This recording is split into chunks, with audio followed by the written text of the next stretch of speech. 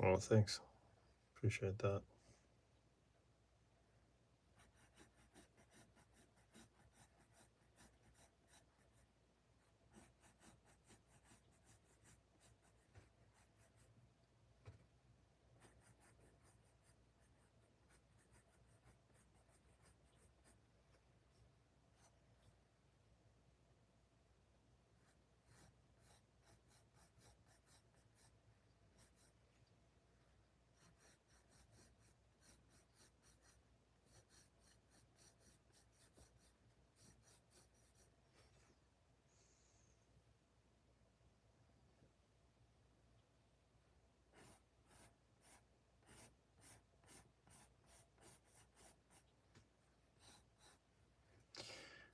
I do accept submissions every once in a while from viewers or subscribers.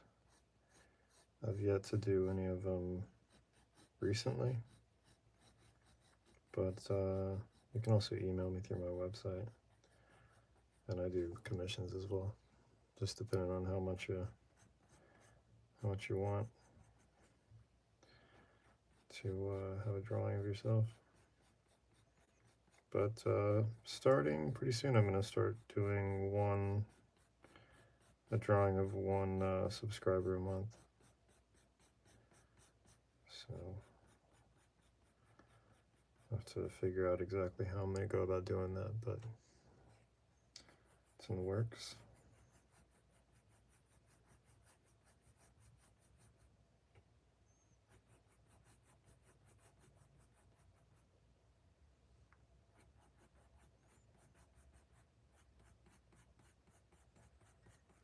Okay, 1, 2, texture.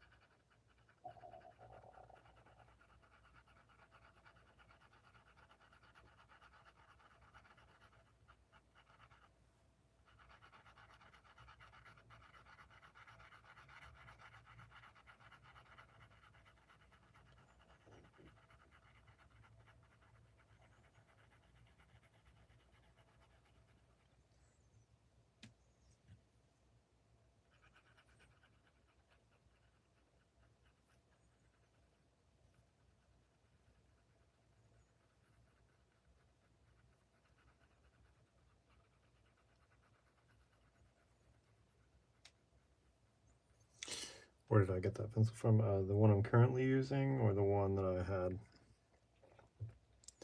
This is a Pentel Graph Gear 1000. It's a 0.5. It's the Japanese make and model of it. If you're talking about this, the square eraser natural pencil, this is a Blackwing extra firm natural. These are what I start pretty much all of my portraits with for any large drawing. That's kind of my favorite one. But for smaller detail, I use the Pentel Graph Gears. You can get them pretty much at most art stores. If you like the Blackwing, this pencil that I'm holding here, if you like that one, there's actually a link in the description of the video and on my profile on YouTube and all my social media, and you can get a link to this and all their products. That's kind of one of my favorite brands. I also have the two-step sharpener that they make.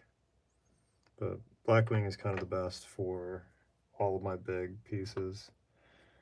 Usually when I'm doing skin texture, I'll switch over and use the Pentel for a little while. I'm kind of a blend of both of them.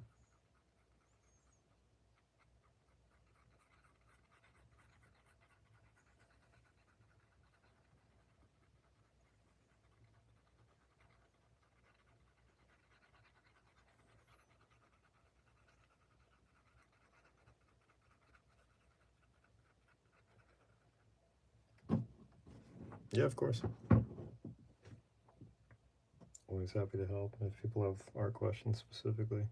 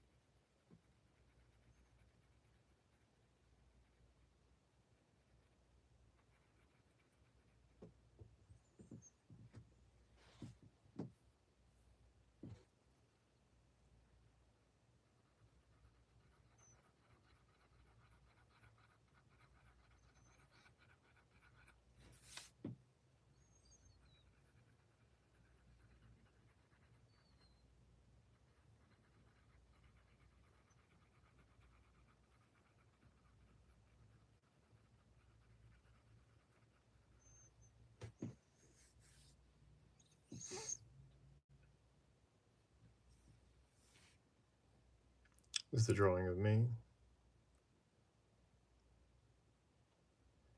Oh no, this is Elvis Presley. I did draw a self-portrait not that long ago.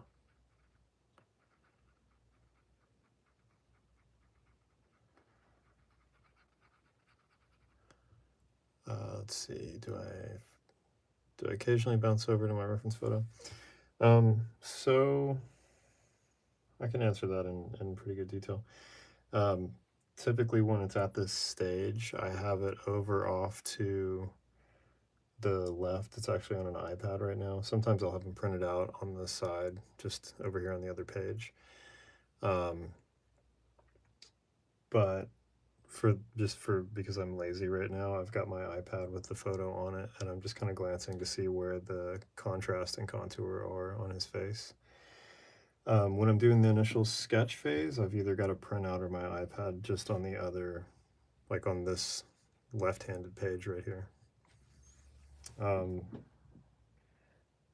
But the more I draw, the less I'm actually using a side-by-side reference. I'm trying to get farther away from it so I can draw either purely from memory or just kind of looking at a distance and kind of getting the scale and perspective from observing from a distance.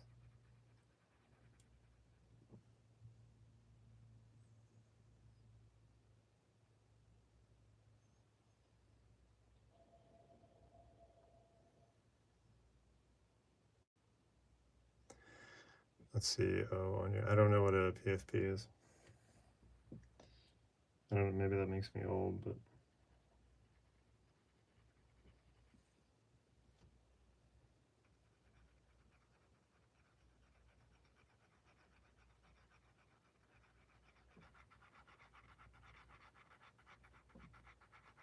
profile picture. Oh, no, that's Tom Hardy. That's actually, I'll show you. That's this picture right here. So this one, if you go back in my live streams, you can see this entire thing. There's also shorts of me creating this. I think one of them is about 10 seconds long. Yep. I've yet to complete a picture of or a drawing of myself that I really liked. Probably some psychological evaluation to do there. But I usually just get bored drawing self-portraits, and so maybe I'll do a smaller one to replace that. But I do have several in this book.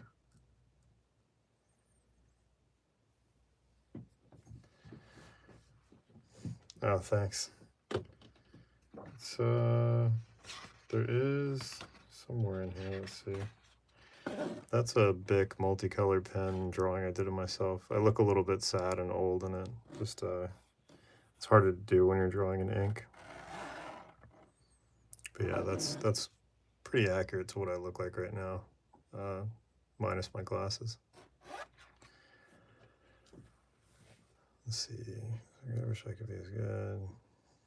Keep up the work. Oh, thanks. I appreciate that. Honestly, I truly believe most people could do this if they just put the time in. That's really the difference. You should see some of my earlier drawings. Are pretty awful. Just a lot of hours. And a lot of it has to do with trusting the process. Like what I'm doing right now, most people, when they get to this stage, they start to give up because it's easy to leave it looking bad. But you have to do kind of a basic, sort of a wash, or just a basic layer of texture to get everything pretty much like even enough where you can start adding contour and bringing it off the page a bit. Let's see.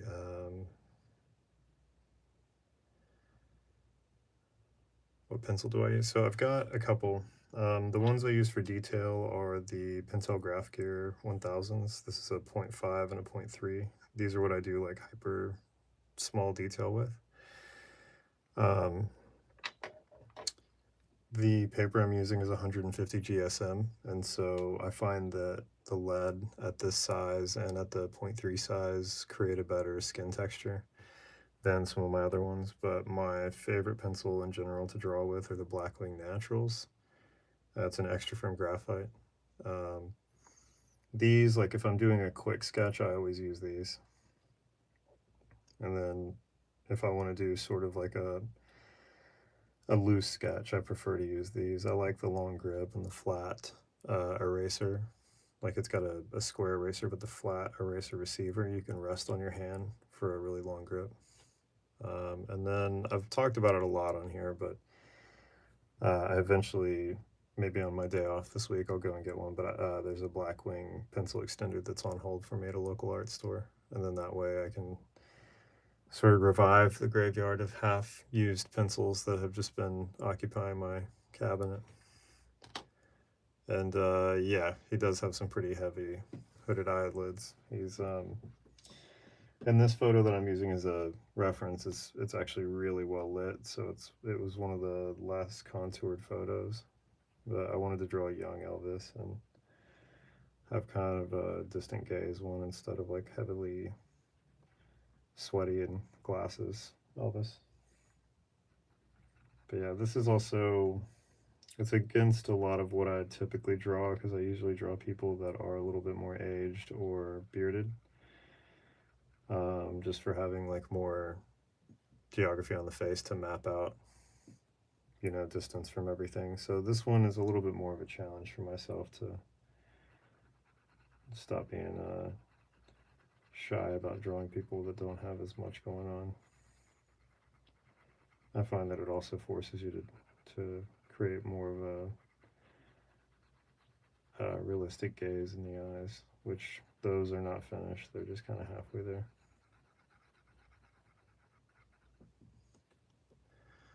All right. I'll be honest. I'm not a huge Elvis guy. My grandmother is very into him, and so I feel like it was as a kid I was sort of like, oh, that's grandma music. But she's got like a couple of his scarves that she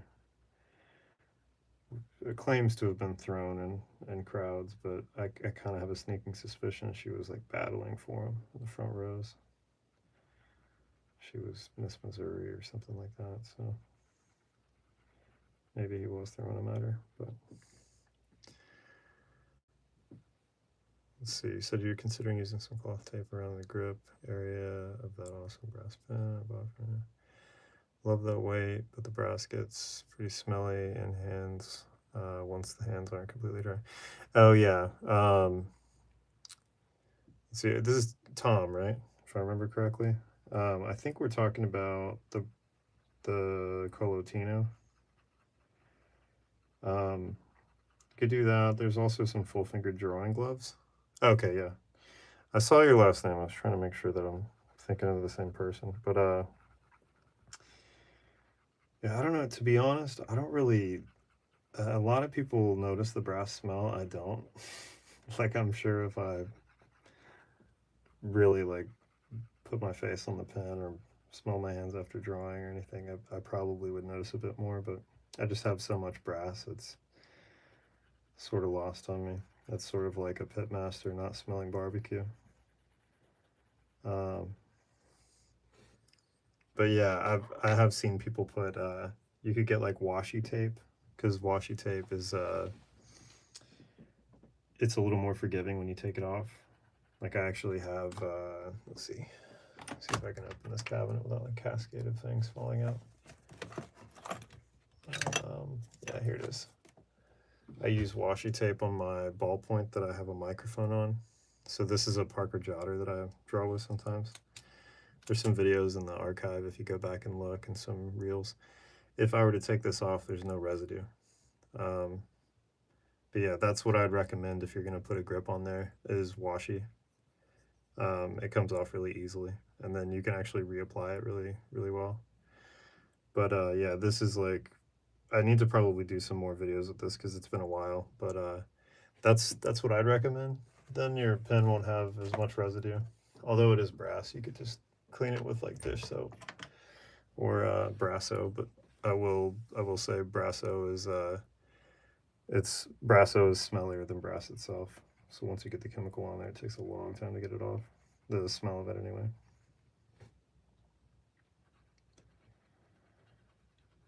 I'm trying to remember, it's been since the holidays, but was it the fountain or the ballpoint? I'm thinking ballpoint because that's what we were talking about, was drawing with those. Almost certain it was a ballpoint now that I'm thinking about it. But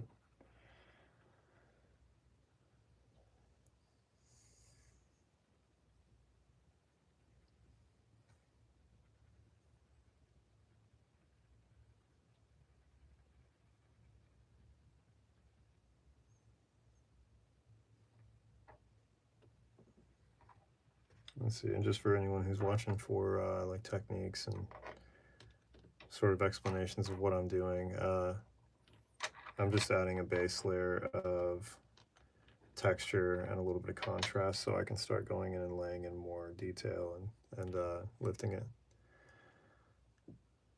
About the ballpoint, went back a few days later and got the sketchbook paper and took that. Oh, nice.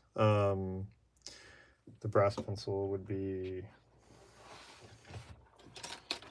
let's see, the SketchUp, this one. Yeah, so this is another one. Actually, in the store today, I drew, just kind of showing people because they were asking if I was doing these portraits with a pencil this large, because it's a 5.6 graphite. And Tom, you know this because you use it, but this is a sharpener on the back, so you can get a fine edge on it. I was doing a couple demos in the store of showing what I can draw with them, and so I did some small, like about this size Walt Whitman faces. And it, it's like little 2-minute drawing type things. But it's another favorite of mine. It's similar, like in the same way that I say that I do like a large blue sketch. These kind of occupy the same territory. This one more so in like the larger range, which kind of, it gives me an idea. When I'm finished with the Elvis one, maybe I'll do like a page of comparative sketches at that size, like something about 3 to 5 inches or 3 to 4 inches of a face, and just show the difference of like the articulating edge of these pens and pencils. But yeah, those are daily carries for me. I think just because I've been doing this Famous Faces series for so long now, I've kind of gotten it down to like what the specific series looks like, and it's basically a balance of my Blackwings and my Pentel graph gears.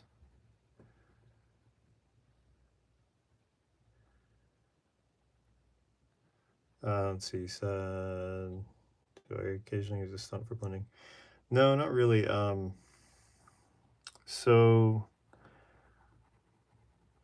basically what I do when I blend, I'm assuming you're talking about like in these layers that I'm making, I'm really just using 3 different size graphites with 2 different densities. Although, even though the Blackwing Natural is an extra firm, it still has an HB quality to it. And I'm using a blend of the types of texture that I'm drawing on, as well as the grit of the paper and the size of the leads to get that that blend.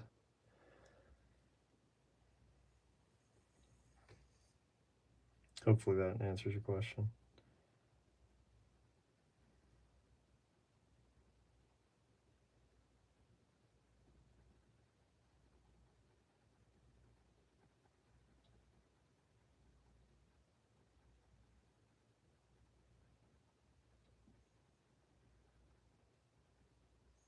But especially with facial texture and on this paper, which is, it's the same drawing paper that we're talking about. It's Paper Republic drawing books. It's 150 GSM.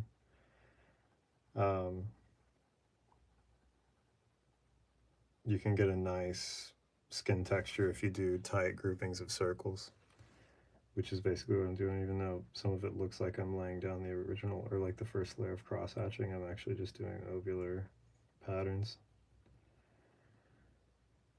Which, this is what I meant earlier when I said a lot of the time people kind of give up at this phase when they're trying to learn how to draw photoreal portraits, because you have to cover the entire face There's really rarely anything that you leave completely white, otherwise it doesn't pop off the page.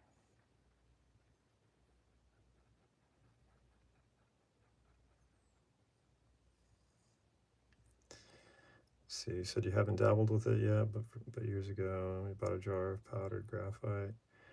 Figured I could use a kneaded eraser to pull out highlights. You can do that. So that is one thing, like not on these, but on some of my other drawings, I will sharpen this and use this to dust it and sort of blend it with my hands. But I typically save that for smaller pieces.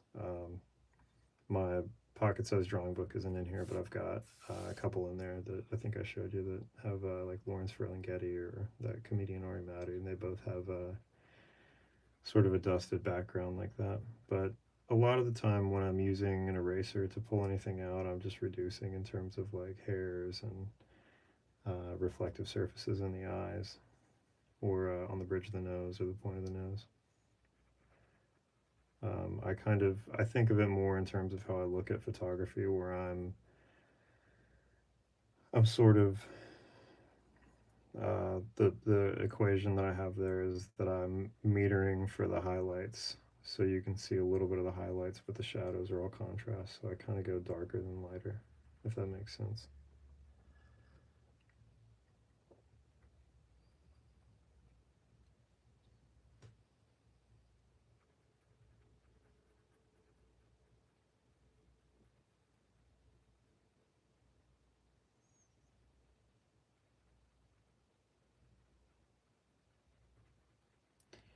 But for questions like that, like I think comparatively, like there are other artists that I follow and know that have photorealistic styles as well, and they draw in a completely different way. They do a similar thing, like what you're talking about, lifting things with different types of erasers and things like that. So I think we all just have our different methods. A lot of mine is, I think, oddly just from laziness, wanting to carry fewer things, being able to do it with like a hotel pencil or whatever I have around me, and just kind of developing from there. So it's my pen bag is kind of always in constant rotation, but ideally I always want to leave the house with as little as possible. So it's usually a few pencils, a couple pens, and pretty much a mono zero eraser, which is this thing here. That's kind of my go-to.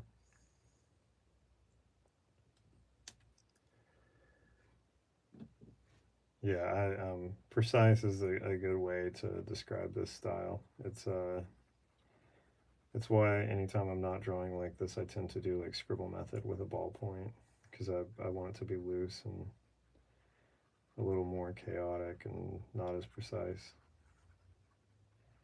Although with the recent ones that I've been drawing, those do have a relatively precise initial sketch to them. So it's kind of a blend of these two styles.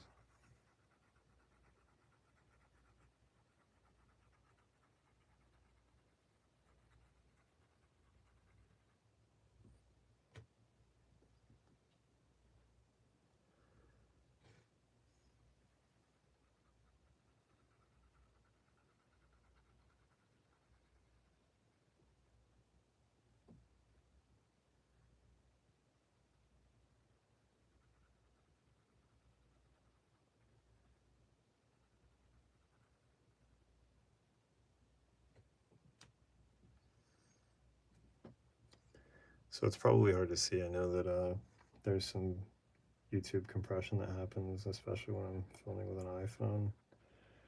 But it kind of crushes the midtones out of this. But there's mostly a medium wash on his face from the eyebrows down at this point.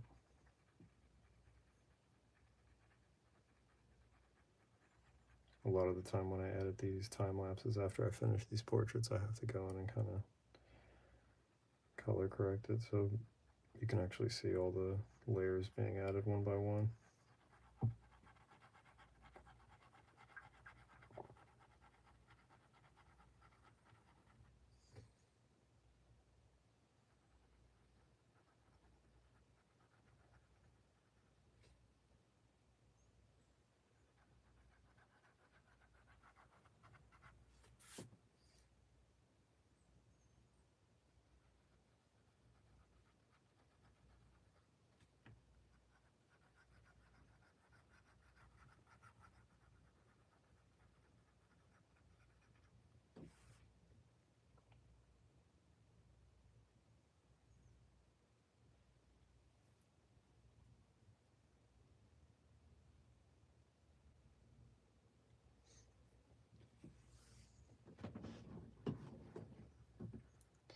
hopefully I can get back to a slightly earlier live stream in the next week or so. I've kind of been bouncing back and forth between different locations of the day job, so it's trying to get everything done around the house, and then live streaming. The last few have been past 11 p.m., which means that I don't draw for as long. But I'm hoping that later in this week, maybe on my day off, I'll do like a 4-hour session and completely finish one of these and on to the next.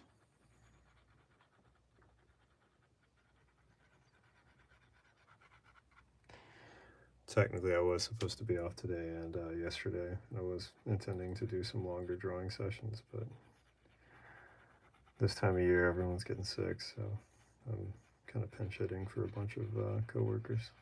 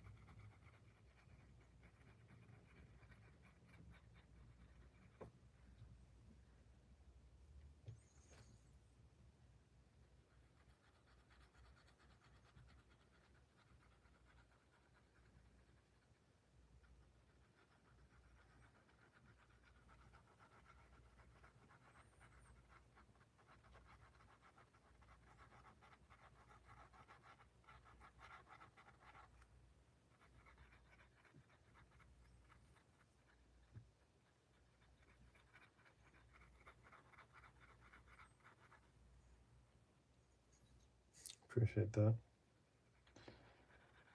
Yeah, same curl as Superman almost.